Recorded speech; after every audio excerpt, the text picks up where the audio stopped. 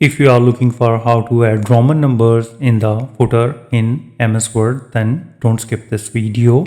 So I have a 6 page. So let me go to the view and click on the multiple page views. And here you can see that there are 6 pages.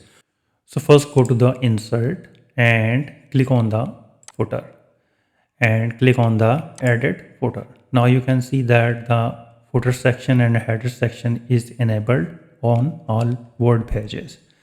And now again go to the insert and click on this time page number, and now click on the format page numbers and click on this number format, and here you can right now it is selected in Roman. So usually it comes to the 1, 2 and 3.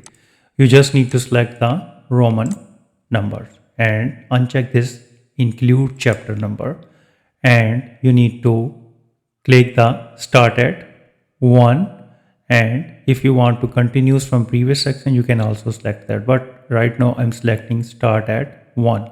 So click OK, and again go to the page number and click on the bottom of the page and click on the plain number, and now you can see that all the Roman numbers are inserted on the bottom of the Word page.